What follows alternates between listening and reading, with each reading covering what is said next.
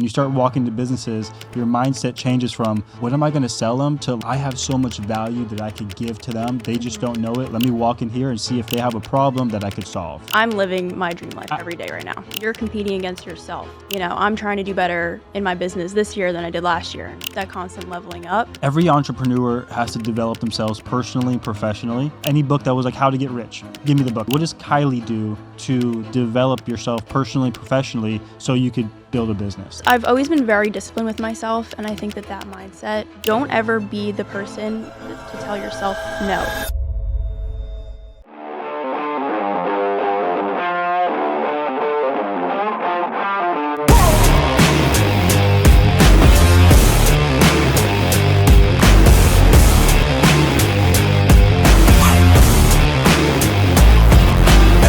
Good morning, everybody. My name is Nathaniel J. Carrasco. I'm the founder of Sky Media Ventures.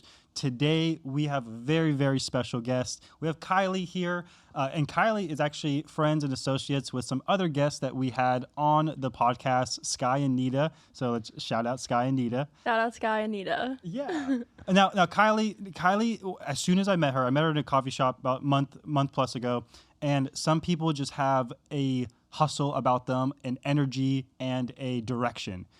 Kylie has a very good head on her shoulders. She is a founder and owner of a marketing firm that she's going to talk about. She's going to be giving you her experience and background and how she got into digital marketing and how she has a very successful social media marketing company. And I'm just excited. She's just a very great personality. So Kylie, welcome to Sky Media Ventures podcast. Thank you. I'm so excited to be here. Absolutely. Hey, for the audience, they know that Sky Media Ventures is a media marketing company. Mm-hmm. What's your company name? What do you guys focus? Just give us a little introduction about your company. A little rundown. Sure. Yeah. My company is called Social Media Strategy. Okay. And it's spelled SOULCIAL. Okay. I just have to explain that when I tell people the name. Social Media Strategy. Social Media Strategy. Okay. Yeah. So we say we're your social media soulmates. We create content from the soul. Super authentic storytelling content. Wow. So who we work with local businesses in Palm Beach County, and we do everything from the ideas to execution. So we come up with their social media strategy, we go in person, film all their content, edit everything, and post.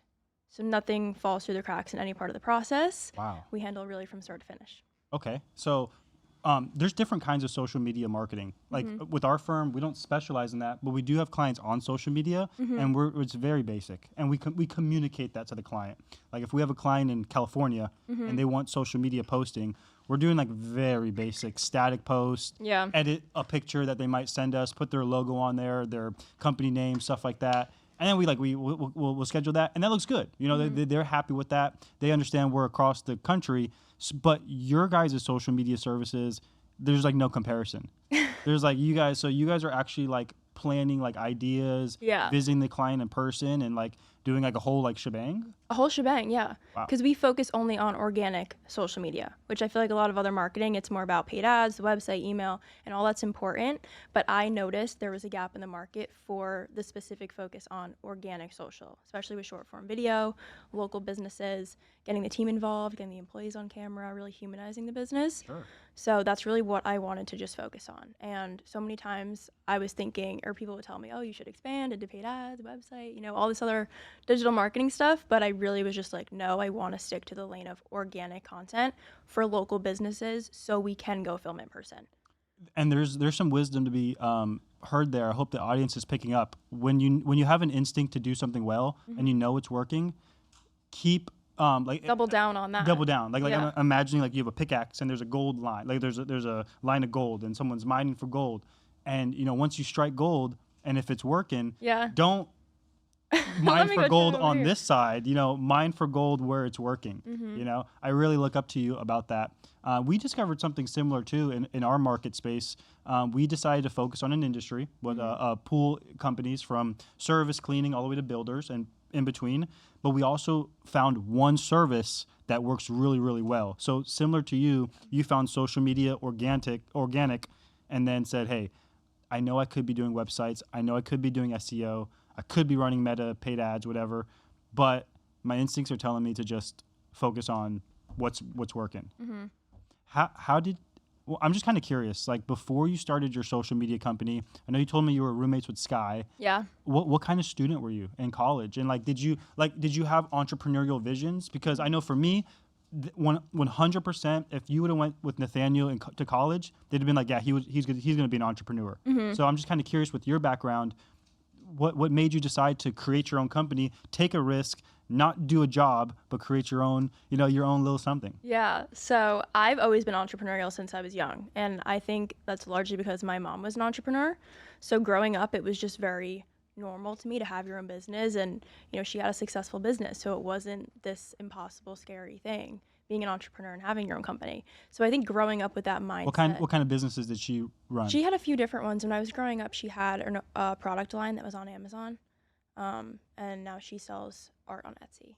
Okay. She's so cute. Art on did she create the art? Yeah. Okay, nice. Pet art. She's so cute. She's like an AI nerd a little bit. Nice. Yeah, so I think growing up with her as a role model was what started that mindset in me of like, okay, you can have your own business. So, throughout high school, college, I was always starting a little side hustle, small business. Wow. So many things, and my favorite part was always doing the marketing and the social media.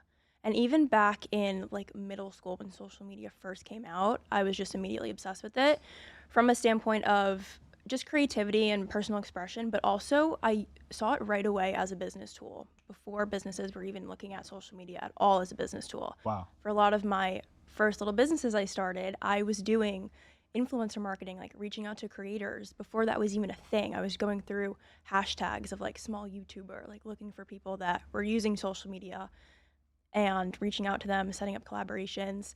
I would do like giveaway collaborations with people in my town that had other little businesses. Wow. They had a jewelry business, found this other girl nearby that had a jewelry business, and we were doing like collaboration giveaways, just early stuff like that when I was so young. Yeah, and these are early signs of a great entrepreneur because you're doing business things without being in business. Yeah. Which is great. And I was just teaching myself. Like that wasn't really a thing yet. I was kind of creating that path for myself and I was always experimenting with social media. I was really always curious about it and I thought it was cool. So yeah, fast forward into college, I kind of had two worlds going on at the same time. I was starting to do brand deals, content creation stuff with my own social media, my personal brand. Okay. And I was also working at a marketing agency that was in Miami where I went to college. And that agency, we were working with local clients. So I had a team, we were filming in person with clients, and I really fell in love with that side of social media, working with clients, with businesses, helping them bring their vision to life, having a team environment with the collaboration versus the content creation that I was doing for myself. I loved that too, but I felt like I didn't want that to be a career for me because I felt like a lot of the communication was very transactional. It was just about chasing brands down for like a deal. It was very remote, virtual. Everything was email or Zoom calls, and I missed working on something with a team, like an in-person team collaboration. So after college, when I graduated, I was kind of at that crossroads of like, okay, which direction do I want to go in? And I kind of just blended the two together because with being an influencer or creator, obviously, you're your own boss. So I liked that aspect of it, but I wanted the team of the agency. So I was like, I'm going to create my own agency and work with local businesses. Yeah. I wanted an in-person team, which I have, and work with local businesses only. That's so amazing. Yeah. Doesn't it feel so like much better to work with a team and not just yourself? Yeah. Because before, I'm just going to ask you, before you had your team, were you working by yourself? Yeah. Yeah. Once I know at our company, once we started hiring people, like my stress level and it's not like so much stress, but like just knowing that there was actual human beings a part of our company that had the same goal that what I was doing, and now shifting that mindset from like independently I could do everything to interdependently that we can do everything. Right. So that's big right there. Yeah. One thing that you said that I hope the audience is picking up on. A lot of people who want to start businesses, it's always wise to work at a company before starting that business. Yeah. Right? You have a social media marketing company, but before you owned one, you worked at one, right? Exactly. Yeah. And I think that's why I felt confident enough to start my own. If I didn't have that experience prior in that industry, I think I would have been a lot more nervous. And yeah, I definitely recommend if you want to start a business, work at a company in that industry first. Sure. Like if you want to start a real estate company, work somewhere in real estate. If you want to start an insurance firm, be somebody's, be an employee at an insurance firm, a rep, whatever, and then have that experience to do your own thing. 100%. I did something very similar. I worked at a local agency here in Boca. The owner, I learned so much from him. Like, he was great. He really put me onto marketing. I'm really grateful. He changed my life now I think about it. Big shout out Adam Goodkin with Simply the Best Magazine and Digital. So I think that's really wise for you to want to do that. I'm kind of curious. Do you focus on a certain specific kind of client, or do you kind of like, if they're local and they're wanting good social media, we'll work with them? Yeah. So we don't focus on a specific industry, but we do focus on businesses that are very established and they have other marketing in place, and they're just looking for us to plug that organic social media gap. Okay. Because what a lot of people get wrong about social media is, I think they look at it as, if you're just starting a business, like, oh, I'm just going to go all in on social media, like that's my entire marketing strategy. And I don't really believe in that. I think that organic social media is a great marketing piece, but I think it's one piece of the puzzle. Correct. I mean, it can be everything for certain businesses, but I don't think that's the norm. I don't think that's a good strategy. So I love working with businesses that are established, they have other marketing, and they really see that organic piece as a long-term play. It's not sales, it's not paid ads where you're getting cost per click of leads or having them take an action. It's really about brand building. And yes, you can get leads from social media, but also it is such a landing page for when people are talking about your business or you have referrals. People are going to look you up on social media, even before they go to your website nowadays. So I think that first impression you're making is really important, and that's also something that we really focus on. Yeah, no, that's big, to give like proper expectations to the client. Like, hey, you're hiring us to build out your social media. This is long-term play. This is not fast ROI. So don't expect to get a return on your investment immediately, but understanding that this is going to make your online presence, your company presence, just so much better. Yeah, and one thing also that I always tell people is part of the ROI you can't really see, because if someone's researching a company and they come across your social media and it doesn't look that good, it kind of looks scammy, or you're just not active, and then they go to your competitor and they have a built out social media and they choose your competitor, you don't see that loss of a client. Yeah. So it's kind of hard sometimes to see that ROI, but I think what we're seeing is people are, when they're doing research about competitors and different businesses, they want a business that feels familiar to them and feels like they can trust them. Sure. So I think what we do is a lot of short form content with the employees and the team, and having people become familiar with them before they're even ready to buy or work with the business just makes it that much easier for the sales team, for other types of marketing. When they're sending an email or when they do get an ad, they're like, oh, I know these people. I've seen them on my feed before. Right. So it just makes the other aspects of marketing easier too. And do you mean like short form videos, like if let's say they have a guy named Tim and he's the manager, so you're doing like a 30-second video with Tim. Hey, my name's Tim. I'm one of the supervisors here at XYZ Construction. This is what we do, seawalls or something like that. Yeah. We have a marine construction client, and that's one of the things we do with them all the time. We go to their projects. We have the real employees like on site explaining what they did for the project. We also go to their office and do a lot of team content, like, hey, Tim, what are you working on today? Oh, I'm working on X, Y, and Z. I'm about to get on a call with this person. Hey, Drew, what are you working on? So it's just getting you familiar and sprinkling in that personality, but also like you could see their expertise communicated through what they're saying. Sure. So it's building trust, it's building familiarity, all those things. I can imagine it's fun for them too. Like for them too, because they're probably working all day, and the pretty social media girls that come in, and now they're telling them to be actors, or not actors, just to tell about yourself. So we have them do some funny things. We had them do a challenge the other week that was like they were trying to break an egg with their biceps. They loved it. Yeah.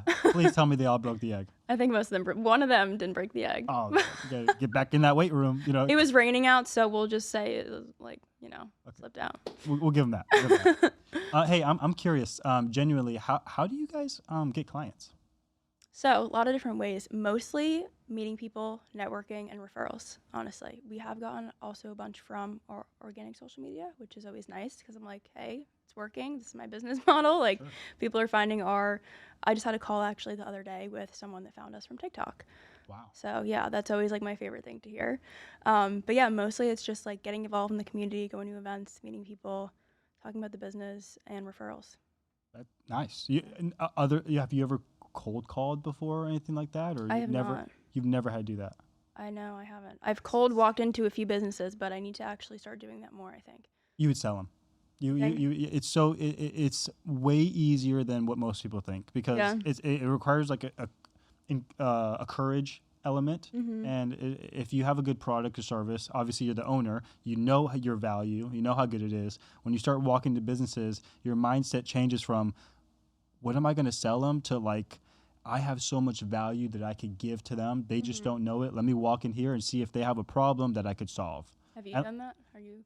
Man, my very first client, I walked into a dentist office, and I was representing 2 services at the time. I was getting paid $20 an hour to represent staffing, and I just met Adam Goodkin. Remember, I just met Adam Goodkin, and Adam said, if I ever run across a business that needs patients, marketing, send them our way. We'll give you something. And so I walked into a dentist office on a Saturday. Remember, entrepreneurs are willing to work whenever. If you have a goal, if you have a dream, a vision, you're going to make that happen no matter what. Whether it's on a weekend. If it's on a weekend, better for me, better for us, because that means the wimpy other salesmen are not on the weekend. So this was a Saturday. I walked into a dentist office, really like raggedy like you wouldn't even think it's a dentist office. Saw the owner, and then the owner said, or I told the owner, I said, sir, do you need staff? And he goes, no, I do not need staff. Then he looks at me. I don't know why he said this. He looks at me and goes, I need patience. Can you help me with patience? And I said, I can't, but Adam can. And so, funny story, I connected him to Adam Goodkin, and the rest is history. They became our first client. And then Adam was giving me a percentage, I'm not going to say what it was, a percentage of the management fee every single month. And that opened my eyes to reoccurring revenue. That was no base, but there's no ceiling either. Right. So even though it was maybe just a couple $100, hey, that was passive. That was passive recurring revenue. So I thought that was good. But if you were to walk into businesses, I think you would surprise yourself. Yeah. But it is time consuming. You get hot. You can't do it all day, because then you get sweaty. You get sweaty, and then you're like, "Hey guys, I'm a social media expert." You gotta find like a plaza that you could just go in like a bunch. Right. A couple plazas, yeah. Yeah. That's like, it's always exciting, because you never know who you're gonna meet. Doing that way, like that's actually really special if you can walk into it. And then you never cold called before? No. That's amazing. I hate phone calls. I don't know. I just have a problem with like. At the phone. Yeah. My family makes fun of me. Yeah. I hate it. Well, you don't like not I don't know. I just hate talking on the phone. Oh, okay. Well, in person, like I'll walk into a networking event by myself. I don't know anyone. Fine. Own it. I'm fine. But like calling someone on the phone, I've gotten a lot better now since I started my business. But like even a few years ago, like calling to make a doctor's appointment or just on the phone, like I would make my mom do it. So. Yeah. Wow. I don't know. That's amazing. Man, no cold calls. Ben, you hear that? That's crazy. No calls. Well, you know what else you said that I love? I love the idea, or like just meeting a lot of people and then being able to connect people. Like, oh, I'm not the right fit for you, but I know this person who is, and connecting them. I love doing that. Yeah. No, that's really good. That's I do that a lot often. A lot of my vendors too. I have vendors that do services for our company, and whenever I meet another agency, maybe that does something similar to us, if they need one of our vendors, I'm just like, here, like take their connection. Sometimes the vendor will pay us if they sign up, but sometimes they won't. But the main thing is that company getting what they need done. I have a question for you. Yeah. Where do you think marketing is headed in the next few years? Like digital marketing, lots changing with social media. Yeah. AI. Yeah, I just came back from a event in Texas, Austin, Texas, that talked about the future for digital marketing. We're heading toward a more. See, there's marketing companies that have a service, and with no AI, and then there's marketing companies that are adding AI, and then there's going to be marketing companies that are what you call agentic agencies, and they're going to be they're either going to have a big cog in their like a big service in their system that aligns with artificial intelligence and how to make the process simpler and stuff like that, and then there's going to be other agencies that are going to be strictly agentic agencies. And I think some agencies that aren't like doing nothing with AI are, they got to do something with AI, because they're going to be competing with all the other agencies that are. And all AI is just making a system better, faster, swifter, more operational, like more systematic. And so, I mean, that's a big one for me. Like, because I'm so like, if it's meant to be, it's up to me type of personality. But I have to break that and to really understand people and systems, SOPs, standard operating procedures, daily KPIs, key performance indicators. And I think if you have people, if you have systems, and you have some type of AI foundation within your company to make it all like, smooth together, then you're going to be, I think you're going to continue to grow. Yeah. Because back to what you were saying, not every company has great social media. In fact, most don't. It's 2026 and not every company has a website. Yeah. Which is crazy. So like, I think some agency owners are like scared, like, oh my God, my agency is going to like go poof, I don't think so. I don't think that's going to happen. I would say be very aggressive in sales, in sales. And Mark Cuban says the key to business is revenue, is sales, is because revenue is the lifeblood for every company. Yeah. I think if you add that, sales revenue, but then you're getting your clients a great experience and results, and you build a good relationship, that client could be a 6-month client to a 2, 3, 4-year client. I mean, we got clients at our agency that they said they're never going to go nowhere, but stuff happens, it's whatever, but that's always good to hear, when you're helping them out. Yeah.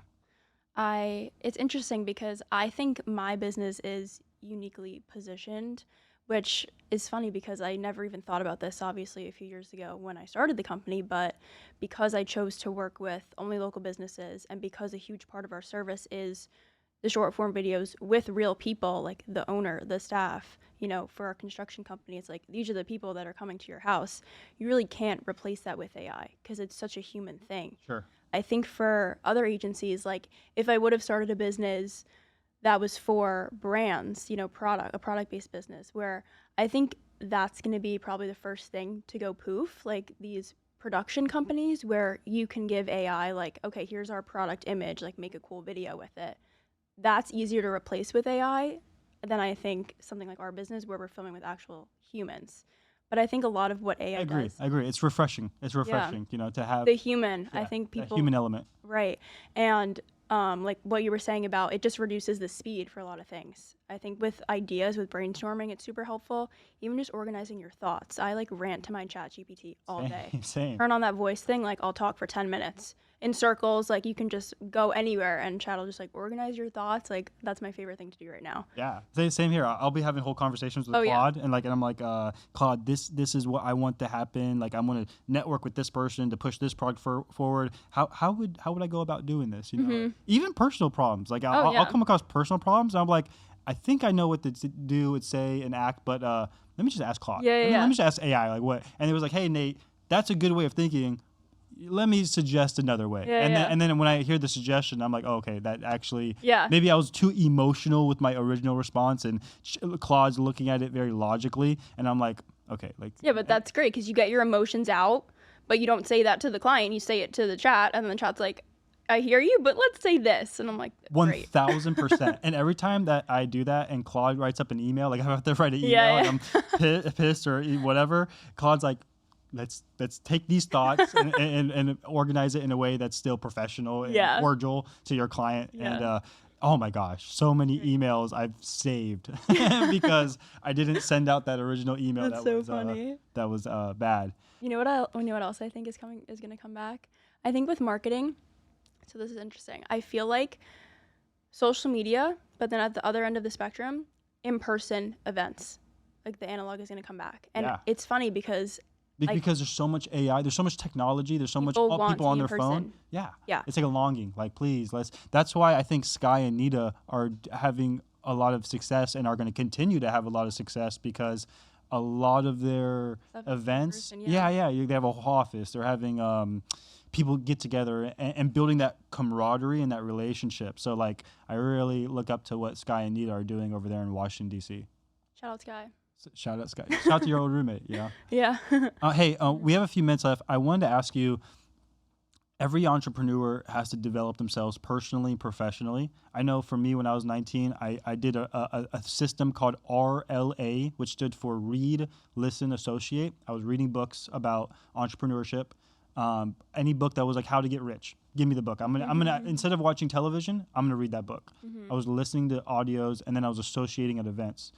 What do you do? What does Kylie do to develop yourself personally, professionally, so you could build a business? I am a huge podcast girl. So I'm always listening to podcasts. Like at night when I go to bed, I'm listening to a podcast, 30-minute sleep timer. When I'm driving in the car, always have a podcast on. Some of my favorites, I love Modern Wisdom with Chris Williamson. Okay. He has a wide variety of guests on there. Some of them are entrepreneurs. A lot of them are just like people that are great thinkers. And I'm definitely a thinker. So I love listening to people that get into deep conversations. I feel like that helps, personally, professionally. I think that also something that has shaped my mindset a lot was I was an athlete growing up. I ran track since I was like 9 years old.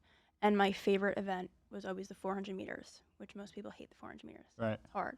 But I think just that like mental toughness and, have to be cool under pressure. And just I've always been very disciplined with myself. And I think that mindset, I think being an athlete and being an entrepreneur are kind of like two sides of the same coin. 100%. So I think just that like taking care of myself, with being an athlete, you have to be able to push yourself, but also to rest and recover. And I think that mindset I've also carried with me is like, okay, we're going to grind, we're going to work hard, but I also really let myself relax and reset when I need to. And I don't feel guilty about it. And I think a lot of people struggle with that as entrepreneurs. So that's a good point. Yeah. But back to your athlete, running the 400 meters and stuff like that, it's like, I think being an entrepreneur, you could be very competitive. Mm-hmm. I think it's a healthy competitive mindset. And if you're an athlete prior, that helps with that entrepreneurship mindset, Mm-hmm. Like I know for me, I have a big goal, July 22nd, I have a very big goal I want to hit. And because I used to be an athlete, I also ran track and cross country. Yeah. Because of that work ethic, that physical work ethic, it makes me want to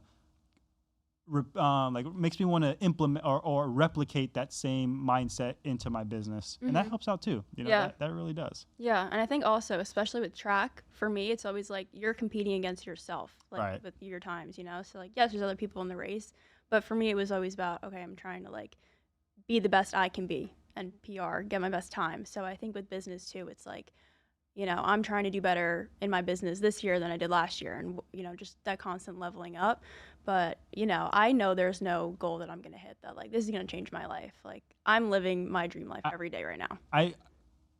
100%. I agree with you. And one of my colleagues was telling me the other day, they're like, Nate, you're the type of person that once you hit $100,000 a month, you're not going to stop.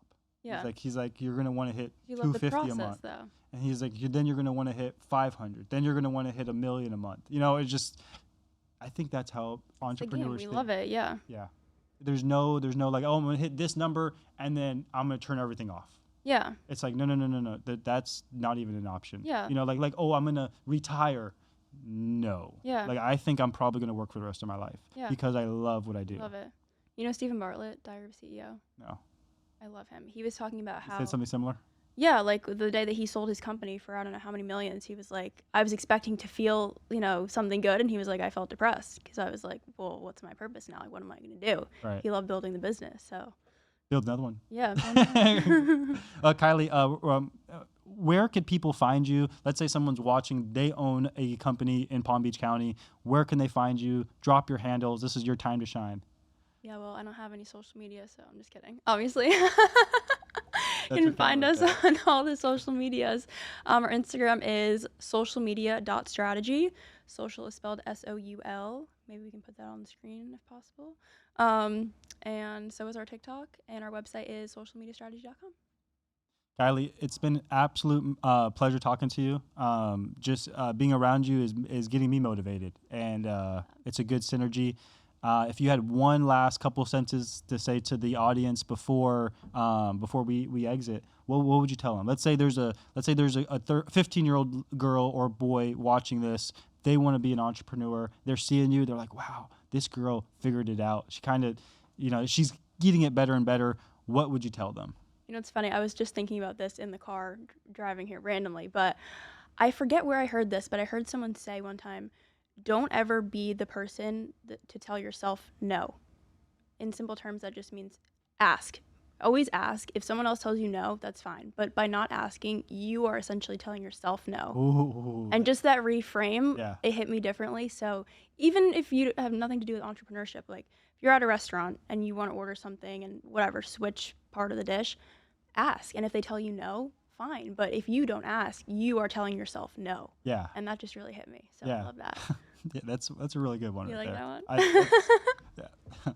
Guys, thank you so much. This has been an absolute episode. Thank you, Ben, the owner of Podcast Junkies, for letting us do this episode last minute. Please, if you want to do a podcast, I highly recommend hiring Ben. We've worked with him. Been absolutely a pleasure.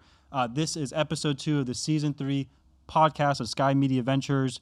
Don't ever forget, sky's the limit. We believe in you always. Have a great day.